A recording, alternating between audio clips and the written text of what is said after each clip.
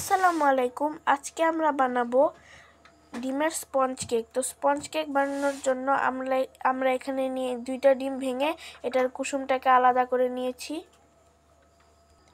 এখন এটাকে আমরা বিটার দিয়ে বিট করে ভালোভাবে ফোম ক্রিয়েট করে নিব। আমরা এটাতে ফোম ক্রিয়েট করে নিয়েছি। এখন আমরা এখানে সামান্য করে চিনি দিয়ে এটাকে আরো ভালোভাবে ফোম ক্রিয়েট করে নিব। আমাদের এখন এখানে এটাকে ফোম ক্রিয়েট করা শেষ। এখানে আমরা 1/3 কাপের মতো চিনি দিয়েছি। এখন আমরা এটাতে কুসুমগুলিকে মিক্স করে নিব। এখন আমরা এখানে 1/2 কাপ আটা, তারপর হচ্ছে 1/2 চা চামচ বেকিং পাউডার আর সামান্য একটু বেকিং সোডা দিয়েছি। এখন আমরা এটাকে ডিমের ম্যাঙ্গের সাথে মিক্স করে নিব। এখন আমরা একটা বাটিতে তেল ব্রাশ করে নিয়েছি। এখন এটাতে আমরা একটা পেপার বিছিয়ে দিব। এখন আমরা এখানে সামান্য পরিমাণে ভ্যানিলা এসেন্স দিয়ে দিয়েছি।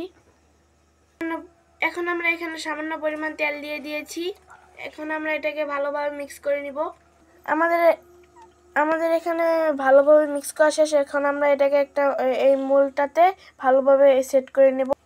আমরা যেহেতু কেকটা চুলায় বানাবো, তো চুলায় বানানোর জন্য আমরা এখানে একটা পাত্রে একটু বালু দিয়ে এটাকে ভালোভাবে প্রিহিট করে নিয়েছি। এখন একটা স্ট্যান্ড দিয়ে দিয়েছি। এটার উপরে আমরা আমাদের কেকটাকে দিয়ে ভালোভাবে বেক করে নিব। এখন আমরা এটাকে ভালোভাবে ড্যাব করে নিব, যাতে এটার নিচে কোনো বাবলস না থাকে।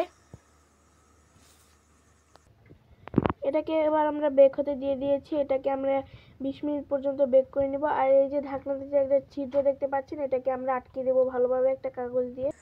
কেকটা কিন্তু বেক করার সময় আমরা এই যে চুলার আঁচটা কিরকম মিডিয়াম টু লো আছে বেক করে নিব।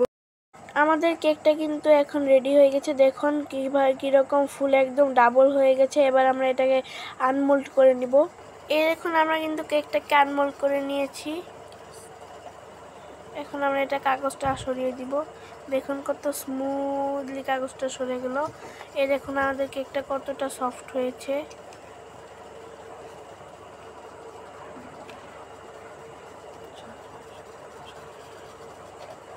এই দেখুন কতটা সফট।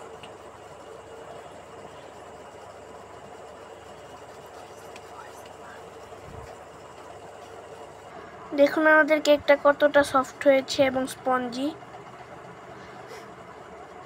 এখন আমরা ক্রিম বানানোর জন্য এই হুইপ ক্রিমটাকে ভালোভাবে বিট করে নিব।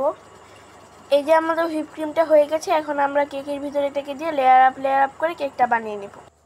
আমরা এখন এটাতে একটু সুগার সিরাপ দিব, তারপরে হচ্ছে এখানে ক্রিম দিব, তারপর আবার একটা কেক দিয়ে সুগার সিরাপ দিয়ে এভাবে আমরা লেয়ার আপ এটাকে বানিয়ে নিব।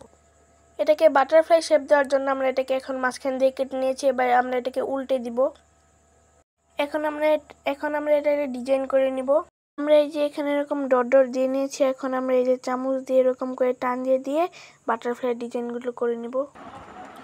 তো আমাদের এখানে কেক বানানো শেষ। আজকের মতন এখানেই বিদায় নিচ্ছি। আল্লাহ হাফেজ।